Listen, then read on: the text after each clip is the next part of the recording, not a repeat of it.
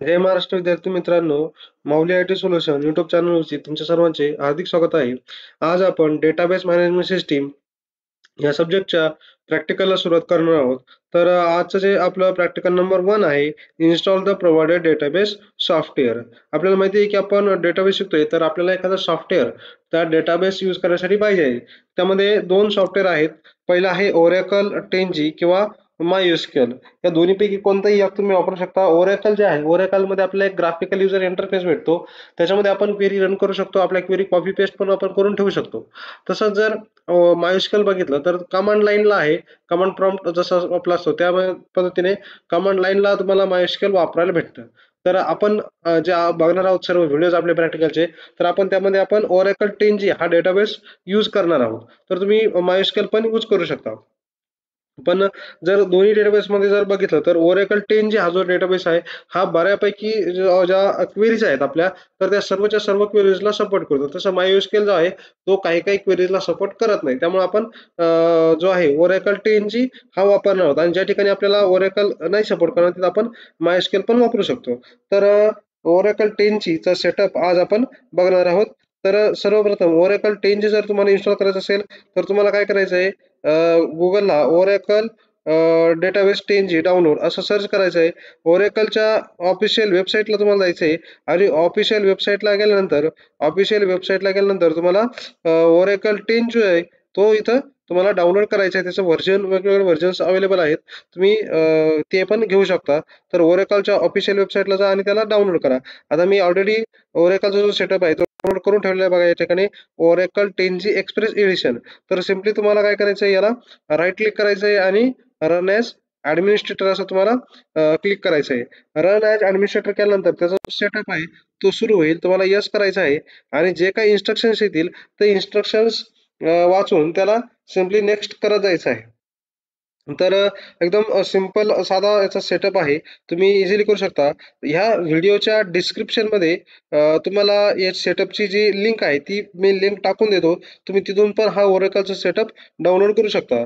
तसंच आपल्या WhatsApp चॅनलची link देखील असणार आहे आणि माझ्या वेबसाईटची लिंक देखील असणार आहे. त्याच्यावरतून सुद्धा तुम्ही या सर्व व्हिडिओज त्यानंतर नोट्स, पी-पी-टी वगैरे डाउनलोड करू शकता.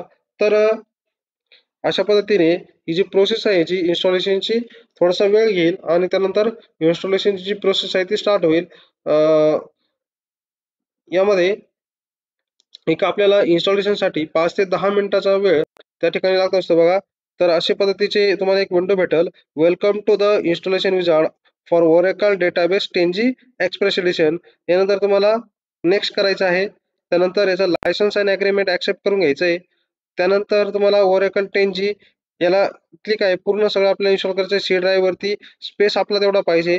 त्यानंतर नेक्स्ट करायचं आहे. नेक्स्ट केल्यानंतर इथं पासवर्ड. आता पासवर्ड तुम्हाला द्यायचा आहे.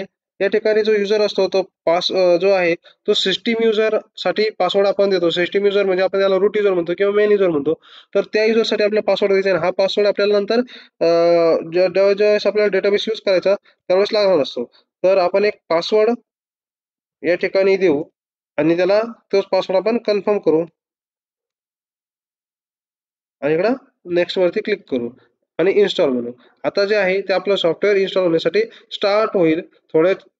तो वेळ घेईल एक 2 मिनिटं 3 मिनिटाचा आणि आपला जे डेटा Oracleचा जो डेटाबेस आहे, तो Oracleचा डेटाबेस आपल्या लॅपटॉप कॉम्प्युटरमध्ये इन्स्टॉल होऊन जाईल.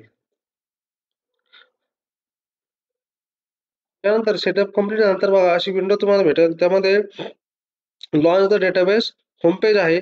त्याच्यावरती टिक ठेवा आणि फिनिश बटनवरती क्लिक करा. त्यानंतर तुमच्या ब्राउझरमध्ये कोणताही ब्राउझर असेल, डिफॉल्ट जे ब्राउझर असेल त्यामध्ये तुमचा Oracleचा जो डेटाबेस आहे तो स्टार्ट होईल. त्याचा जो आय-पी ॲड्रेस असणार आहे तो असणार आहे 127.0.0.1:880 APEX असं टाकल्यानंतर देखील येतो. त्यानंतर आपला युजर नेम आणि पासवर्ड आपल्या इथं टाकायचा आहे. आपण जो काही पासवर्ड इन्स्टॉलेशनच्या वेळेस दिला होता, तो पासवर्ड आपल्याला या ठिकाणी टाकायचा आहे आणि लॉगिन वरती क्लिक करायचं आहे. लॉगिन वरती क्लिक केल्यानंतर आपला जे Oracleचा डेटाबेस आहे तो स्टार्ट होऊन जाईल. त्यानंतर इथं एस-क्यू-एल वरती क्लिक करायचं आहे.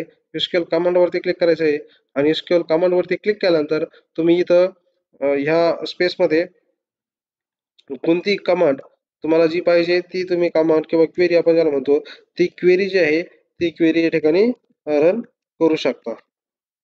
अशा पद्धतीने इथं तुम्ही ती क्वेरी जी आहे, ती क्वेरी इथं टाइप करून इथं रन बटनवरती क्लिक केल्यानंतर रन होऊन जाईल. आता आपण अशा पद्धतीने बघा इथं टेबलवर व्ह्यू डज नॉट एक्झिस्ट कोणतं आत्ताच आपण इन्स्टॉल केलाय. कोणताही क्वेरी कोणताही टेबल तिथं नाहीये म्हणून ते आपल्याला अशा पद्धतीने दिसते. तर अशा पद्धतीने तुम्ही हे करू शकता. तुम्हाला ज्या क्वेरी रन करायचं तुम्ही ते करू शकता. वापरून झाल्यानंतर इथं तुम्हाला लॉग आउटचं बटन दिलंय. तुम्ही लॉग आउटवरती क्लिक करून तुमचं जे आहे ते लॉग आउट करू शकता. तर याला सुरू करण्यासाठी एकदा इन्स्टॉलेशन झालं तर पहिली जी स्टेप आहे ती असं तुम्ही 127.0.0.1:8080 एपेक्स असं टाकून पण करू शकता. दुसरं जे आहे तुम्ही काय करू शकता की इथं स्टार्ट मेनूमध्ये तुम्हाला जायचं आहे. बघा स्टार्ट मेनूमध्ये जायचं आहे. त्यानंतर इकडं तुम्हाला ओरेकल जे आहे ओरेकल शोधायचं आहे तुम्हाला. मग इथं ओरेकल डेटाबेस टेंजी आणि इथं यामध्ये गेल्यानंतर go to database home page याच्यावरती जरी क्लिक केलं तुम्ही तरी तुमचं सुरू होणार आहे. तर अशा पद्धतीने विद्यार्थी मित्रांनो हे पहिलं प्रॅक्टिकल होतं तुमचं की इन्स्टॉल एनी डेटाबेस सॉफ्टवेअर. तर विद्यार्थी मित्रांनो जास्तीत जास्त हा व्हिडिओला शेअर करा, लाईक करा, सबस्क्राईब करा. सर्व प्रॅक्टिकल्स आपण इथे घेणार आहोत. त्यामुळं ही जी प्लेलिस्ट आहे तिला व्यवस्थित बघा. तुम्हाला जर काही प्रॉब्लेम असेल तर या व्हिडिओच्या डिस्क्रिप्शनमध्ये माझा नंबर आहे, ईमेल आयडी आहे, WhatsApp चॅनलची लिंक आहे WhatsApp ग्रुपची. त्याच्यामध्ये तुम्ही जॉइन होऊन घ्या आणि माझी वेबसाईटची देखील लिंक आहे आणि हा जो ओरेकल सेटअप आहे याची देखील लिंक मी त्या ठिकाणी टाकणार आहे. तिथून तुम्ही तो डाउनलोड करू शकता. धन्यवाद. जय महाराष्ट्र.